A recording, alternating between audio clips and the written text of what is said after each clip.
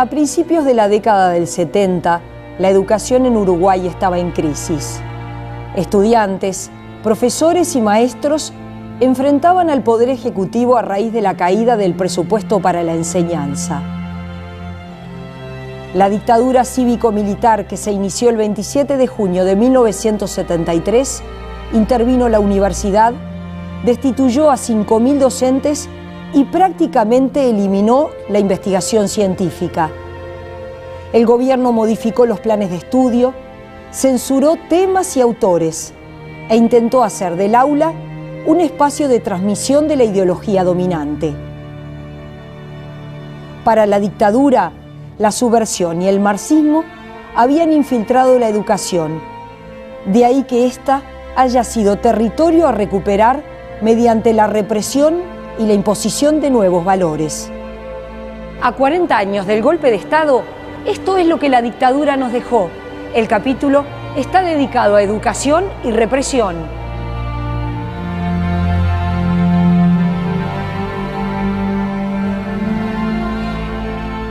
El argumento era: acá hay que limpiar, borrar la subversión y luego construir una democracia fuerte, es decir, un autoritarismo, pero con fachada democrática, que era el modelo del plebiscito del 80. Pero entonces la educación era el lugar central donde se jugaba la formación de las nuevas generaciones, y de hecho fue un lugar particularmente golpeado, digamos, por una concepción autoritaria. La idea era uniformizar, la idea era generar un modelo contrario al pluralismo, a la diversidad, y después los contenidos terribles, ¿no? Uno pasaba por el sistema educativo sin conocer por un lado la formación y la información y la bibliografía más actualizada, pero además mutilado en todo fundamentalmente en las áreas humanísticas de todo lo que pudiera tener que ver con el pensamiento marxista. Y obviamente, en la medida que el 27 de junio se había dado un golpe, la universidad quedaba como uno de los reductos, sino de libertad propiamente dicha, de protesta, de resistencia a la dictadura. Y apenas se producía el más mínimo gesto o actitud de protesta, allá caía la represión. ¿Se puede decir que la dictadura se ensañó en particular con la Universidad de la República? Si uno compara con la dictadura argentina y con la dictadura brasileña, que por cierto no fueron lechos de rosas, la política de la dictadura uruguaya contra la universidad fue muchísimo más dura. La universidad se lo merecía, era uno de los corazones de la resistencia al autoritarismo. No se equivocaba la dictadura. En los últimos 10 años se produjo algo que durante mucho tiempo no había ocurrido, que es la apertura de archivos. Es decir, allí el hecho de acceder a los archivos y poder manejar la documentación introdujo 2 o 3 cambios importantes en el estudio sobre el fenómeno de la dictadura. En primer lugar, dejó de ser testimonio de testigos orales o búsquedas en la prensa y pasó a ser, digamos, la historia con documentos oficiales. Muchas de las ideas que los uruguayos de la época de la dictadura teníamos sobre las prácticas de la dictadura se verifican plenamente. Es decir, la vigilancia, el control estricto que había sobre todas las actividades sociales es una cosa que a uno le cuesta trabajo creer incluso cuando la lee. Que un ciudadano común pueda ser vigilado cuando estaba en la pasiva tomando un café, o cuando estaba pasando por una calle, o cuando estaba hablando con un amigo, o que un ciudadano pueda ser interrogado porque no se paró en un cine cuando empezó a sonar el himno, o que un ciudadano pueda ser detenido en el estadio porque cantó el himno invocando con mucha fuerza el verso Tiranos temblad. Esos documentos muestran que la dictadura estaba vigilando prácticamente a todos los ciudadanos en todos los momentos. Había un conjunto de cajas y arcones con numerosos expedientes, miles de expedientes, donde estaba la vida investigada de los funcionarios de la educación. Allí estaba, ¿verdad?, los servicios de inteligencia investigando la vida, los antecedentes de las personas, en este caso docentes. Ocurrió también en otras esferas del Estado, pero no con la magnitud que ocurrió aquí. Ver 5.000 funcionarios destituidos era una suma muy importante. Y yo me preguntaba, ¿y por qué? ¿Qué hice? Algunos sabían que habían hecho, pero otros en realidad no sabían, porque a lo mejor había integrado una mesa electoral en la última elección del año 71, ¿verdad? Y esto ocurría a lo mejor en el 75 o el 76. Y resulta que por haber integrado aquella mesa, ahora se lo estaba destituyendo, pero ni siquiera se le informaban las causas, las razones. Recordemos que en la universidad también se instaló cupos y exámenes de ingreso para incorporarse a la universidad. En función de todo ese conjunto de cosas, genera un congelamiento de, digamos, la incorporación de adolescentes y jóvenes a la educación. ¿Se puede decir que la dictadura tenía un proyecto que abarcaba lo económico, lo educativo, lo cultural, entre otros? Da la impresión que con respecto a la educación el proyecto era bastante común, ¿no? Veían la educación con muchísima desconfianza, veían a los jóvenes con muchísima desconfianza y entonces siempre incidían sobre el tema de la movilización de los jóvenes, pero en torno a actividades deportivas. Cuando se reclama enseñanza democrática, se pide volver a los contracursos, ocupación de liceos y facultades, peajes callejeros y desgremializaciones, es incomprensible que se trate de reivindicar desde el estrado y en la proclama a los dirigentes marxistas que accionaron como grupo subversivo, infiltraron los centros de enseñanza, subvirtieron todas las formas de la actividad nacional e intimidaron a la población por la violencia y el miedo.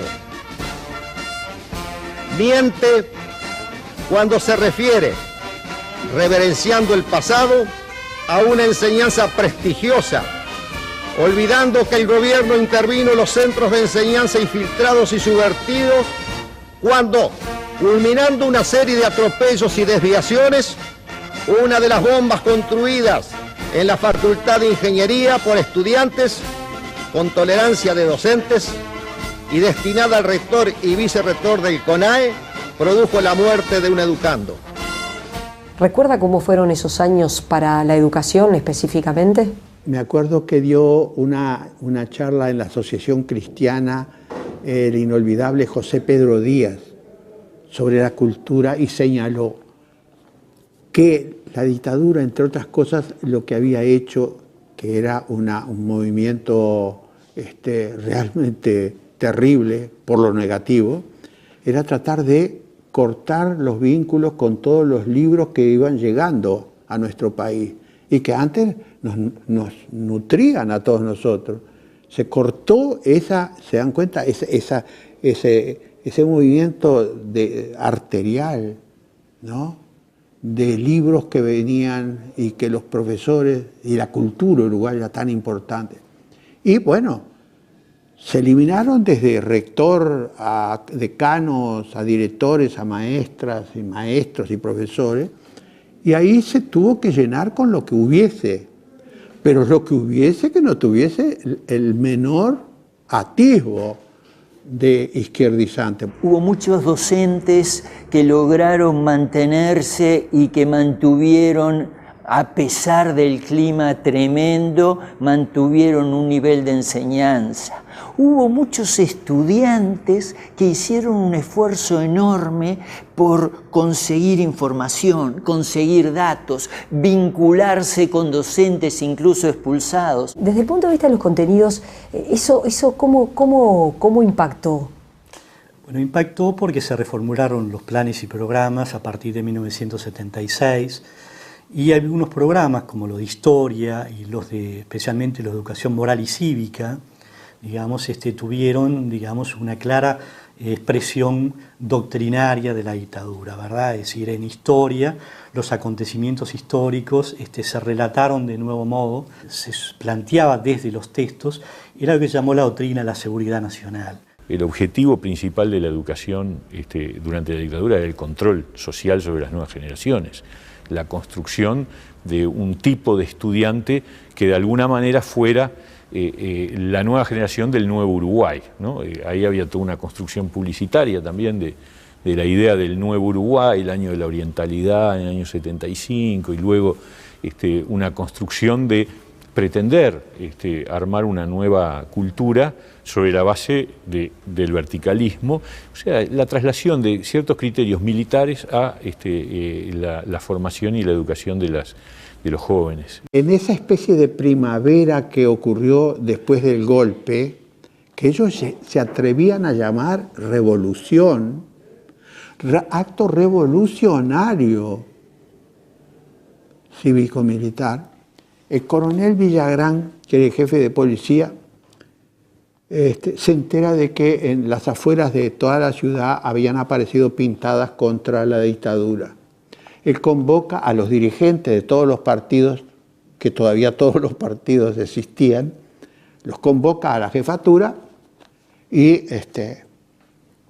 seco como parto de gallina, va y les dice: han ocurrido tales cosas, si vuelve a ocurrir, si vuelven a aparecer esas pintadas contra la revolución cívico-militar, ustedes van a ser los responsables, ustedes dirigentes de los partidos políticos.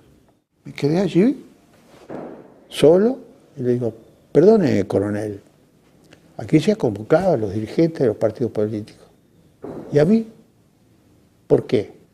El tipo, señalándome con el índice, me dice: usted, por el peso que tiene sobre los estudiantes. Buenos días.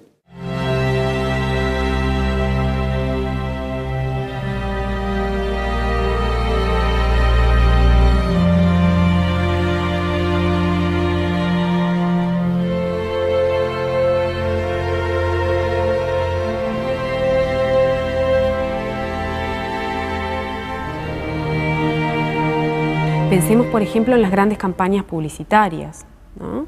Inmediatamente después del golpe, cuando todavía está en curso la huelga general con ocupación de los lugares de trabajo, es decir, en donde el movimiento sindical está involucrado en esa apuesta masivamente, la dictadura lanza una de sus primeras campañas, la de Póngale el hombro al Uruguay, en donde, bueno, se opone al trabajador responsable que va a trabajar y que se compromete en un proyecto nacional a este otro, de alguna manera subversivo, apátrida, que le está haciendo la contra al gobierno, porque, bueno, porque está ocupando su lugar de trabajo y desertando de su función.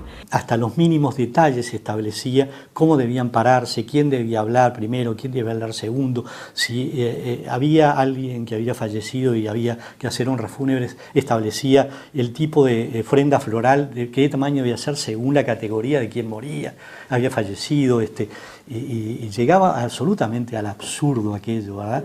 Había un intento de control, digamos, sobre toda la vida, digamos, de la educación, la vida social, y ese disciplinamiento también estaba presente, digamos, en cómo se llevaba el cabello por los varones, por ejemplo, que no podía tocar el cuello de la camisa, de las chicas que tenían que tener una falda por debajo de la rodilla, el uniforme estricto, y el que no lo cumplía, el que no lo tenía, se iba para su casa, perdía el día de clase, digamos, si no venía, y eso se hacía a través de cuidadores, que se llamaban cuidadores, una suerte de porteros que controlaban el cumplimiento de esas normas propias y, digamos, de una disciplina militar, pero absolutamente inadecuadas, digamos, en la formación de los jóvenes en la sociedad y que chocaban permanentemente. Esas campañas después son varias, ¿no? Son campañas que involucran a los medios masivos de comunicación y ya en el 75 esto se va a explotar mucho a raíz del año de la orientalidad, las campañas de qué es ser uruguayo, de los valores del verdadero uruguayo, y van a empezar a salir también en prensa esta especie de relato del renacimiento, ¿no? De un Uruguay que finalmente obtuvo paz pública. Entonces va a ser muy común a nivel gráfico y de imagen la publicación de suplementos con el ayer y hoy, en donde el ayer va a estar caracterizado por el caos, la movilización callejera, la toma de facultades, determinados episodios de la acción armada, y el hoy va a ser un país que prospera, que está en orden, donde se estudia, donde se puede caminar por la calle, ¿no? Una cosa que se explotó mucho a nivel de la población, que puede haber llegado a un sector de la población que quizás estaba por fuera, no estaba tan involucrada en la polarización previa al golpe y que sí puede haber tenido ese sentimiento. Es decir, hay una imagen y hay una idea que se transmite a través de determinados íconos, ¿no? ¿La dictadura utilizó aparato publicitario para afianzarse como modelo? Sí, a veces muy burdo, ¿no? Muy unilateral, muy excesivo. La prueba máxima fue la publicidad del sí en el plebiscito del 80. Era una cosa que bombardeaba, que no paraba, que era todo para el mismo lado y de manera, yo diría, exagerada, simplista, muy maniquea, pero sí, sin duda fue un instrumento publicitario. Yo me acuerdo, cuando uno iba al cine en los años 70, se comía siempre, antes de ver la película, un corto donde las Fuerzas Armadas, el gobierno, el régimen, mostraba sus logros. Su larga espera por un teléfono se debe al crecimiento de la demanda de aparatos y al atraso en la adquisición de equipos nuevos. Los planes para nuevas instalaciones no se cumplieron por la carencia de divisas a principio de la década del 70. Denos tiempo. Antel trabaja activamente para recuperar los años perdidos. De moral y cívica era bastante peor, yo diría. Era bastante peor porque era una concepción muy rancia, muy estrecha, ¿no? A veces llamaba hilaridad. Yo recuerdo que uno leía a los alumnos los textos y provocaba en los alumnos una reacción negativa porque era tan irreal lo que se planteaba, ¿verdad? Era a veces una connotación, digamos, tan machista. Por ejemplo, el marido siempre tiene razón, el marido es el que trabaja, decía una lección, recuerdo, aunque mujer y hombre son iguales ante el derecho, no son iguales. El hombre tiene tal función y la mujer tiene tal otra función, absolutamente, discriminada y en espacios congelados, ¿no? El era el que trabajaba, por ejemplo, venía cansado y si tenía una actitud mala había que comprenderlo porque estaba cansado, y la mujer lo que tenía es que preparar la casa para recibir al marido y los hijos le debían total obediencia. Y era un formato, digamos, que en realidad dado después, digamos, de los procesos que se habían vivido en el mundo, ¿verdad? Me refiero por ejemplo, la música de rock, los festivales de rock, el movimiento hippie, los movimientos del 68, instalaban en una realidad absolutamente, digamos, ahistórica. Entonces, no penetraron porque precisamente el discurso era bastante absurdo, ¿verdad? Generaba mucha hilaridad, generaba mucha sonrisa y por lo tanto mucha resistencia. Y la dictadura se caracterizó por tener una etapa primera hasta el año 76 que se domina generalmente comisarial, que era reprimir todos los elementos, digamos, que podían generar algún tipo de interpelación o contestación al régimen dictatorial que se había instalado, ¿verdad? Entonces suprimen los partidos, se suprimen los sindicatos, etcétera. La universidad se interviene.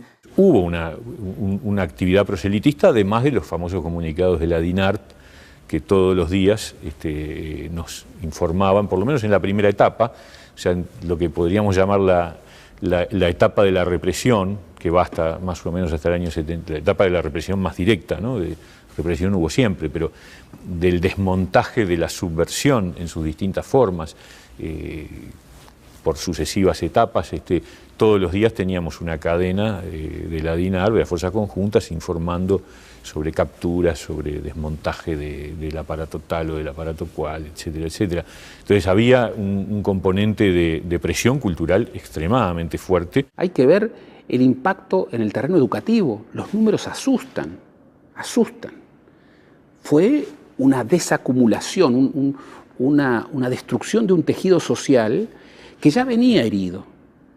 Pero lo que pasa en la dictadura es terrible en todos los aspectos. La dictadura dejó marcas. Y algunas marcas se pueden medir, otras son marcas más profundas, cuya medición es compleja. ¿Cuánto de la convivencia de los uruguayos cambió? cuánto de los valores primordiales de los uruguayos cambiaron. ¿Qué pasó con los jóvenes que vieron retaseada, el tiempo vivo de su juventud en los años de la dictadura? No era un conflicto meramente militar, era un conflicto político, cultural, sociológico, ¿verdad? Donde se enfrentaban dos modos de vida, dos construcciones, digamos, ideológicas, uno que se presentaba como la democracia occidental, liberal, cristiana, digamos, y por otro lado el sistema comunista. Y esa guerra es una guerra permanente, lo cual hacía necesario la presencia de los militares permanentemente. Entonces no alcanzaba con derrotar militarmente, digamos, a los que se consideraban los enemigos, y tenía que ir más allá de lo que eran sus espacios profesionales para intervenir en todos los espacios de la sociedad. Una hermosa fiesta de nuestros jóvenes estudiantes. Desde distintos puntos del interior del país llegaron a Montevideo con su música, color y alegría.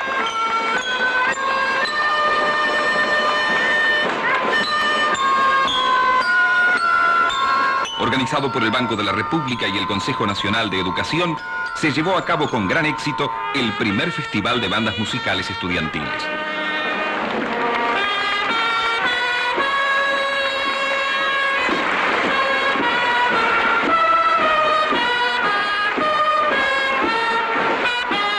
La avenida 18 de Julio estuvo colmada de un público que supo apreciar las excelentes condiciones artísticas de estos estudiantes del interior.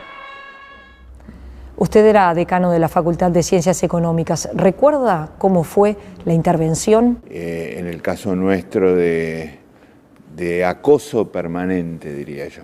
El edificio central de la universidad, donde estaba Ciencias Económicas entonces, y por lo tanto mi oficina, fue rodeada y naturalmente fue de alguna manera agredida, por así decirlo, por las Fuerzas Armadas y policiales. Fue en una infinidad de ocasiones. Y la idea era limpiar, entre comillas, la ausencia de todas aquellas miradas, aquellas voces que pudieran instalar una resistencia al régimen, no proyectar un discurso, una actitud, digamos, contraria al sistema. Por ejemplo, una llamada telefónica a un liceo de alguien que se decía que era el oficial tal y que mandataba de que tal docente tenía que irse, estaba destituido, digamos, y que no podía continuar dando clase. Un profesor que estaba dando clase era interrumpido, ya sea por el director o por el inspector, le decía, profesor, por favor, salga de clase. El profesor decía, mire, déjeme terminar y cuando termino voy a hablar. No, en este momento usted tiene que retirarse, junte sus cosas, usted no puede pisar más en este liceo. Usted estuvo preso, salió al exilio, su hermano desapareció en Argentina. ¿Cómo fue esa época para usted? No es fácil referirse a esas cosas, le llega muy profundamente al corazón de uno. Mis padres murieron durante la dictadura, yo no pude venir a acompañarlos en sus últimos momentos, no sé qué fue de la vida de mi hermano.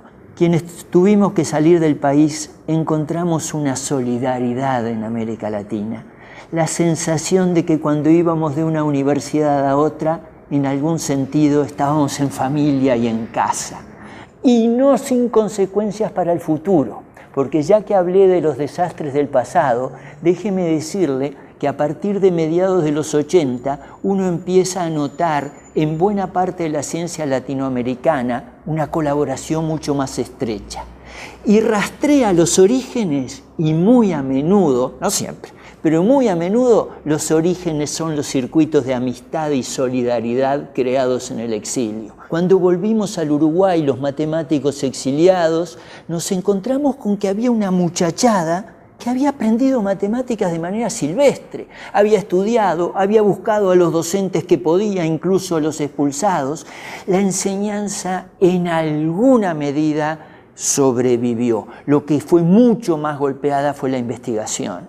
Eso fue tremendo. Don Roberto Caldeiro Barcia decía que al terminar la dictadura, el nivel y la cantidad de actividades de investigación que tenía la Universidad de la República estaban al 30 o 40% de lo que tenía en 1963. Un efecto muy importante fue este debilitamiento, digamos, del cuerpo docente de la educación del país, ¿no?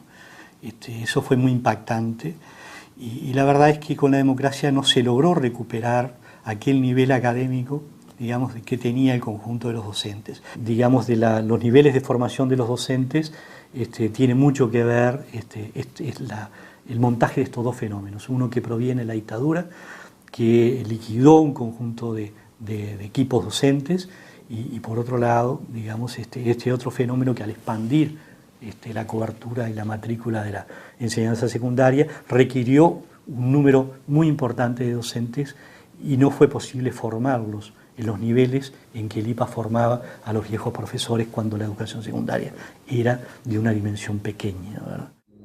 Es el ejemplo de las formas en que no hay que educar. Las formas autoritarias, las formas represivas, las formas en las cuales el docente siempre tiene la verdad, las formas en las cuales los estudiantes no deben discutir, cuestionar ni polemizar. En algún sentido, eso fue lo que marcó la dictadura como tónica educativa. El silencio de los que tienen que aceptar las palabras impuestas.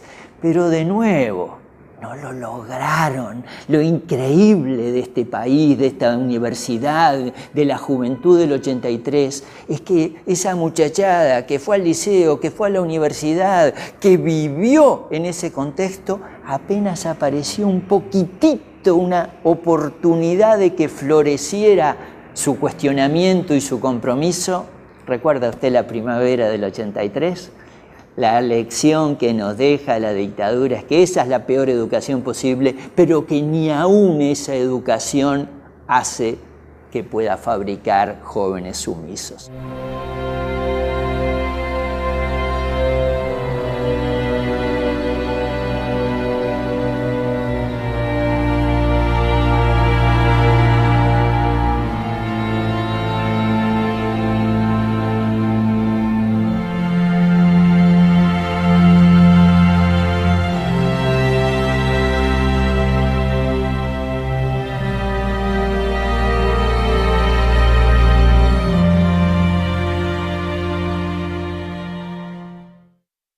Educativo sin conocer por un lado la formación y la información y la bibliografía más actualizada, pero además mutilado en todo fundamentalmente en las áreas humanísticas de todo lo que pudiera tener que ver con el pensamiento marxista. Y obviamente, en la medida que el 27 de junio se había dado un golpe, la universidad quedaba como uno de los reductos, sino de libertad propiamente dicha, de protesta, de resistencia a la dictadura. Y apenas se producía el más mínimo gesto o actitud de protesta, allá caía la represión. ¿Se puede decir que la dictadura se ensañó en particular con la Universidad de la República? Si uno compara con la dictadura argentina y con la dictadura brasileña, que por cierto no fueron lechos de rosas, la política de la dictadura uruguaya contra cuando estaba pasando por una calle o cuando estaba hablando con un amigo, o que un ciudadano pueda ser interrogado porque no se paró en un cine cuando empezó a sonar el himno, o que un ciudadano pueda ser detenido en el estadio porque cantó el himno invocando con mucha fuerza el verso Tiranos temblad. Esos documentos muestran que la dictadura estaba vigilando prácticamente a todos los ciudadanos en todos los momentos. Había un conjunto de cajas y arcones con numerosos expedientes, miles de expedientes, donde estaba la vida investigada de los funcionarios de la educación. Allí estaba, ¿verdad?, los servicios de inteligencia investigando la vida, los antecedentes de las personas, en este caso docentes. Ocurrió también en otras esferas del Estado, pero no con la magnitud que ocurrió aquí. Ver 5.000 funcionarios destituidos era una suma muy importante. Y yo me preguntaba, ¿y por qué? ¿Qué hice? Algunos sabían que habían hecho, pero otros en realidad no sabían, porque a lo mejor había integrado.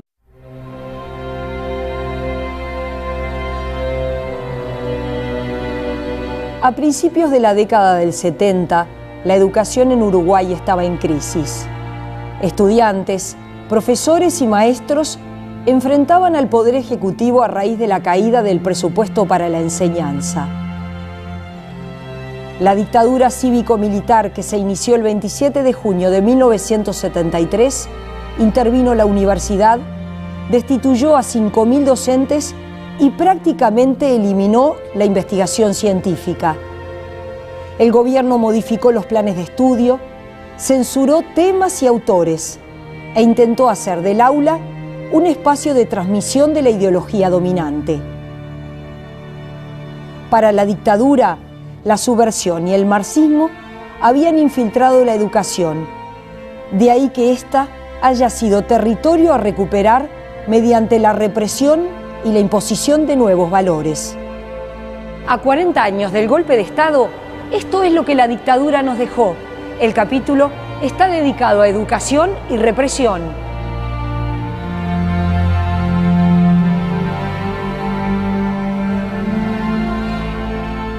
El argumento era, acá hay que limpiar, borrar la subversión y luego construir una democracia fuerte, es decir, un autoritarismo, pero con fachada democrática, que era el modelo del plebiscito del 80. Pero entonces la educación era el lugar central donde se jugaba la formación de las nuevas generaciones y de hecho fue un lugar particularmente golpeado, digamos, por una concepción autoritaria. La idea era uniformizar, la idea era generar un modelo contrario al pluralismo, a la diversidad, y después los contenidos terribles, ¿no? Uno pasaba por el sistema... La universidad fue muchísimo más dura. La universidad se lo merecía. Era uno de los corazones de la resistencia al autoritarismo. No se equivocaba la dictadura. En los últimos 10 años se produjo algo que durante mucho tiempo no había ocurrido, que es la apertura de archivos. Es decir, allí el hecho de acceder a los archivos y poder manejar la documentación introdujo 2 o 3 cambios importantes en el estudio sobre el fenómeno de la dictadura. En primer lugar, dejó de ser testimonio de testigos orales o búsquedas en la prensa y pasó a ser, digamos, la historia con documentos oficiales. Muchas de las ideas que los uruguayos de la época de la dictadura teníamos sobre las prácticas de la dictadura se verifican plenamente. Es decir, la vigilancia, el control estricto que había sobre todas las actividades sociales es una cosa que a uno le cuesta trabajo creer incluso cuando la lee. Que un ciudadano común pueda ser vigilado cuando estaba en la pasiva tomando un café o cuando